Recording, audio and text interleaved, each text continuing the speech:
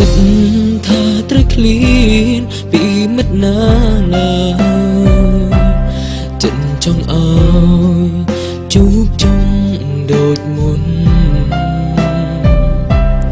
ការស្និទ្ធស្នាលជាមួយមិត្តសង្ឃឹមទុំក្នុងចិត្តថាមិត្តមិនភ្លេចពួរយើងឡើយក្តីសង្ឃឹម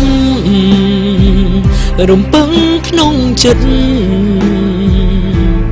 គិតថាមិត្តសម្រេចដោយជោគជ័យ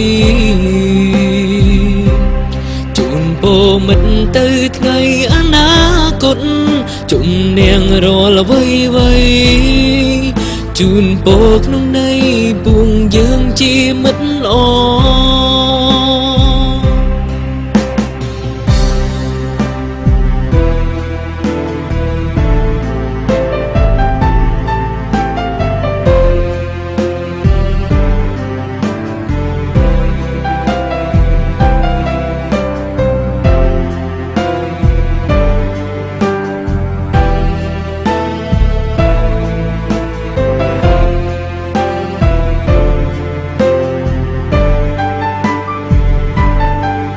សង្ឃឹម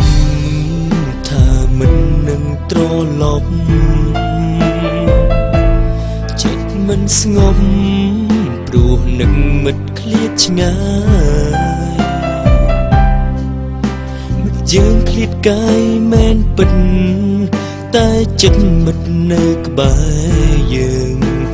រាប់អានគ្នាជារៀងដរាបដែលគិត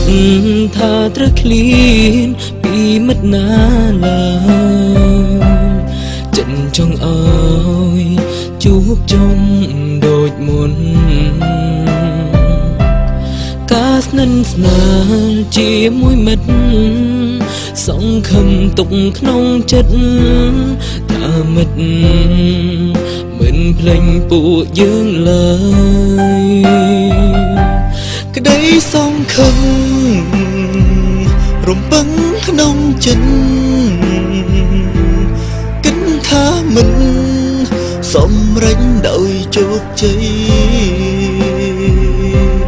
ជូនពរមិត្តទៅថ្ងៃអនាគតជំនះរាល់អ្វីជូនពរក្នុងន័យពួងយើងជាមិត្តល្អសង្ឃឹមរំពឹងក្នុងចិត្តគិតថាមិនសម្រេចដោយជោគជ័យជូនពរមិត្តទៅថ្ងៃអនាគតជំនះរាល់អ្វីជូនពរក្នុងន័យពួងយើងជាមិត្តល្អ